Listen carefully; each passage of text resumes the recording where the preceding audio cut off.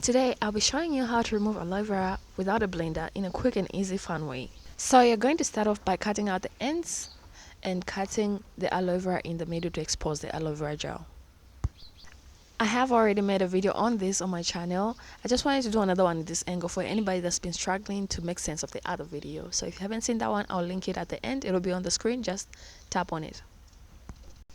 So after you've exposed the aloe vera part, go in with a blunt spoon or a knife, a butter knife, something not so sharp, because what you need to do is just slant the spoon. You slant it, not straight, slanted, and then it graze through.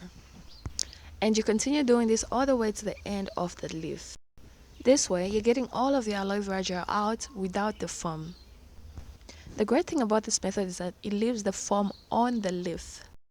And by foam, sorry, I mean like the lumps that you see, the lumps that hold the aloe vera gel, it leaves those lumps on the leaf. Once you slant your spoon and go with it like that, it's kind of just removing only the gel and leaving the lumps on there. And this itself eliminates the use of a blender. So you just want to continue doing the same process over for each leaf. Remember to slant your spoon. If you do not slant your spoon, you'll end up with lumps.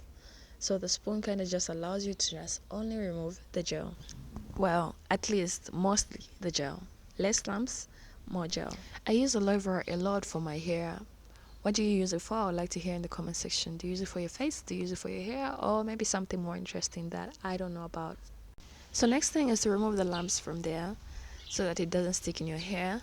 If you're using it for your hair, if you're using it for your face, I think it doesn't matter because you can easily wash it off. But for your hair, you have to make sure that you can strain it so that you only remain with the gel and nothing else gets to remain in your hair. So I just put a cloth over a small bowl, pour the aloe vera on it, and then just squeeze, as you already saw.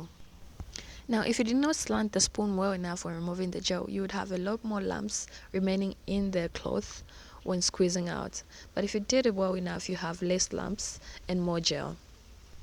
And now, here is your perfectly clear aloe vera gel ready for use. I would like for you guys to subscribe to my channel if you haven't yet subscribed, and also like this video. You liking the video helps the video spread to more people. So please like the video and tell me what you think about this in the comment section below. I'd love to hear from you guys. And thank you for being here, and thank you for supporting me, for everybody that's been there for me. Bye.